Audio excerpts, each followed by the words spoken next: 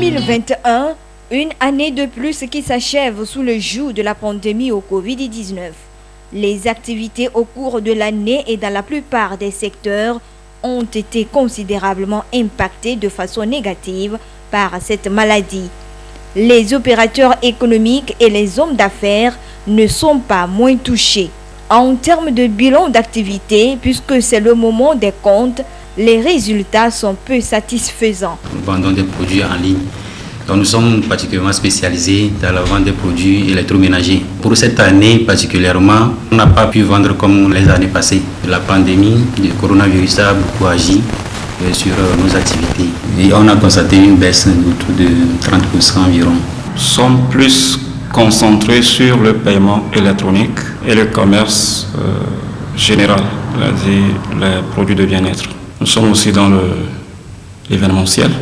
Nous avons démarré l'année en janvier avec beaucoup de difficultés parce que la pandémie de Covid-19 a vraiment perturbé les choses. Lorsque je prends le côté événementiel, ce qu'on avait l'habitude de faire par le passé, ce n'est pas ça aujourd'hui à cause du Covid. Aussi, par rapport au paiement électronique, là je peux dire que bon, c'est un besoin crucial chaque temps. Bon, ça, on peut dire que c'est bon au niveau d'offre de services et au niveau du commerce. Les gens ont envie d'acheter, mais il n'y a pas d'argent. C'est aussi le moment propice pour les différentes entreprises d'élaborer leur bilan financier, encore appelé état financier. Un document comptable qui illustre la situation financière d'une entreprise. Il a une importance capitale et est généralement destiné aux bailleurs de fonds, aux créanciers de l'entreprise ou encore au service fiscal. Nous sommes dans un système déclaratif.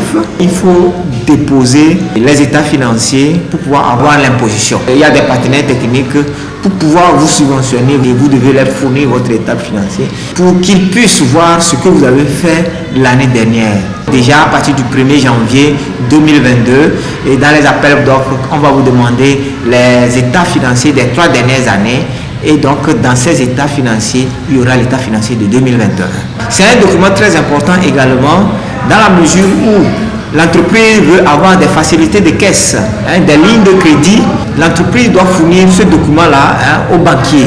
Le conseil d'administration ou le propriétaire de l'entreprise, si il n'est pas le directeur, c'est ce document-là qu'on doit lui présenter pour qu'il voit l'état de santé des finances de son entreprise. Ça permet également de dégager les écarts entre les deux exercices, c'est-à-dire l'exercice qui s'achève au 31 décembre de l'année 2021 et celle de 2020.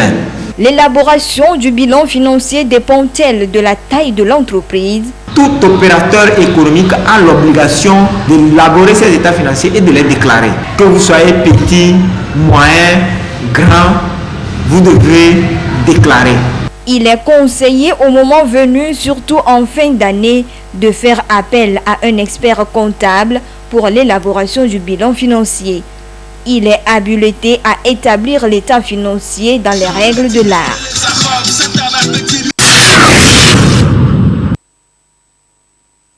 Démarré en septembre, le premier trimestre de l'année scolaire 2021-2022 tire progressivement à sa fin.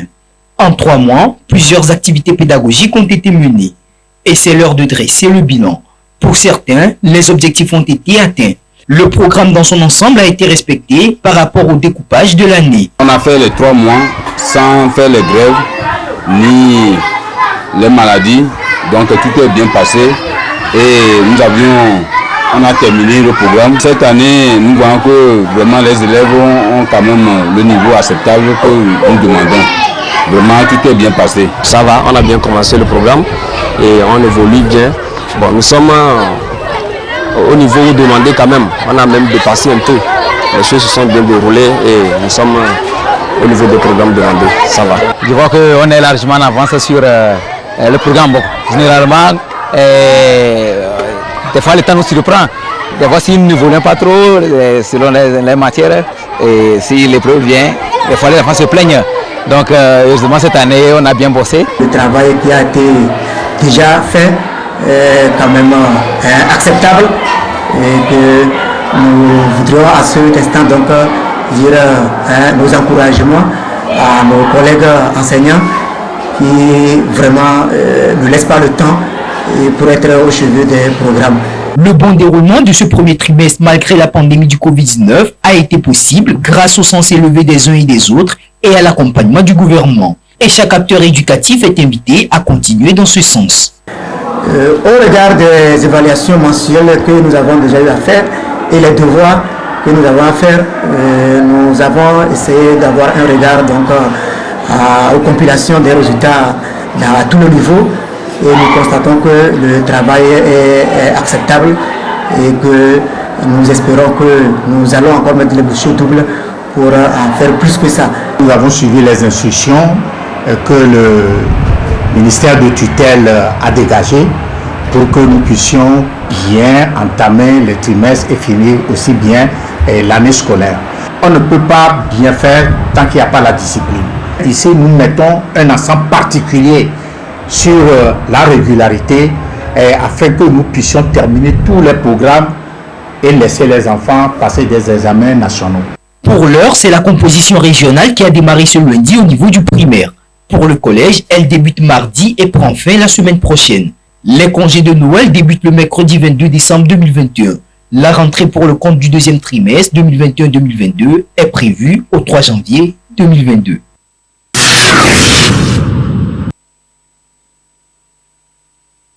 En 4 mois, plus de 75 000 demandes et d'obtention du casier judiciaire national automatisé. C'est un bilan satisfaisant dressé par la Direction des affaires pénales et des grâces du ministère de la Justice et de la Législation. La plateforme du casier judiciaire national numérisé, lancée le 2 août par le chef du gouvernement Victoire Toméga Dogbé, suit donc son cours normal. Ce succès, selon le directeur des affaires pénales et des grâces, se situe à 3 niveaux et s'explique par les réformes opérées dans le secteur de la justice. La réussite est due à la facilité dans l'utilisation de l'application. Les choses se font à 3 niveaux. Vous savez, nous avons l'application. Et l'application, son accès d'abord est ouvert aux demandeurs du casier judiciaire à l'établissement du bulletin numéro 3 du casier judiciaire. Mais lorsqu'il fait la demande, il y a maintenant des agents de traitement qui rentrent en jeu. Et ensuite intervient un élément essentiel qui est le 3e élément de collaboration avec la Poste. Pas de difficultés majeures enregistrées depuis le lancement de cette plateforme. Les différents acteurs impliqués dans ce processus veillent au grain pour satisfaire les clients.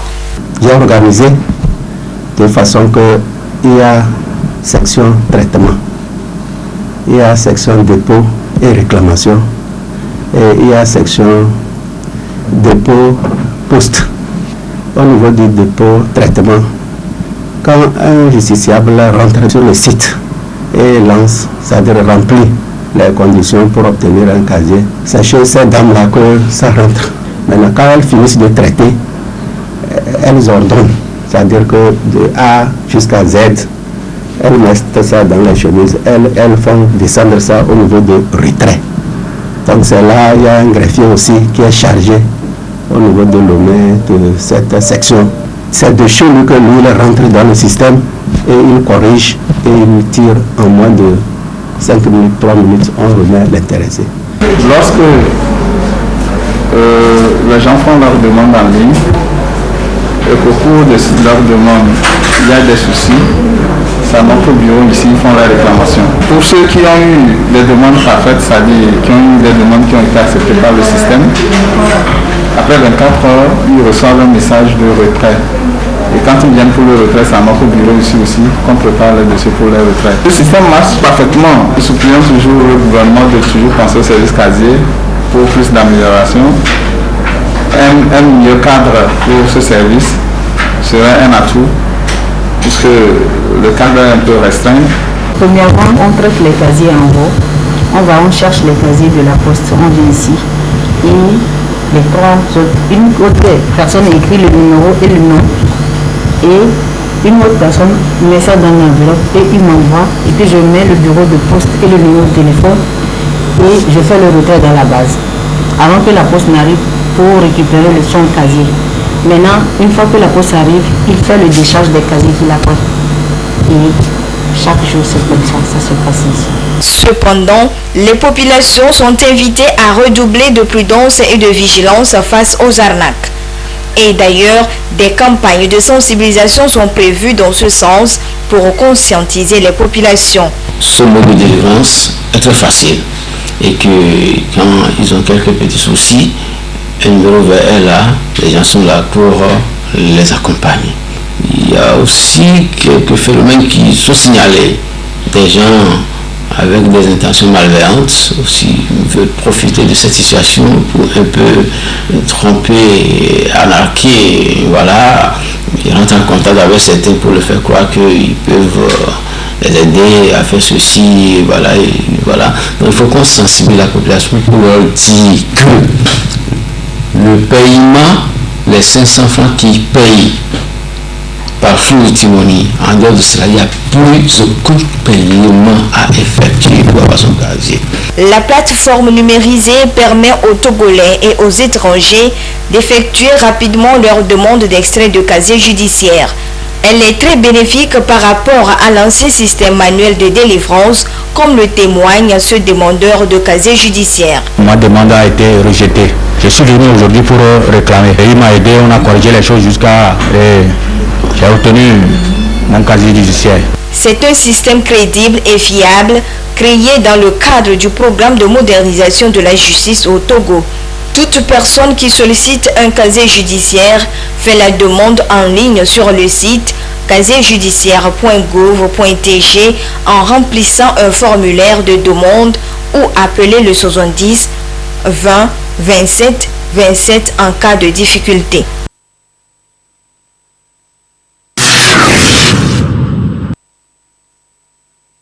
Nourrir son bébé exclusivement au lait maternel dès sa naissance jusqu'au moins 6 mois, c'est la recommandation des spécialistes de la santé maternelle et néonatale.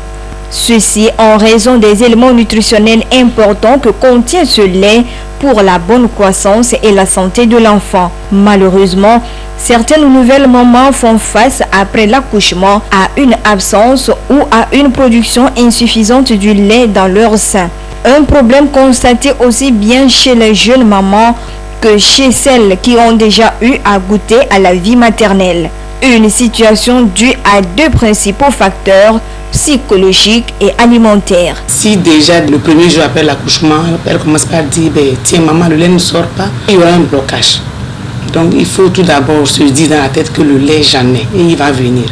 Puisque le lait ne vient pas immédiatement. Donc il faut 3 jours pour une bonne montée laiteuse et avant que le lait commence à sortir très bien.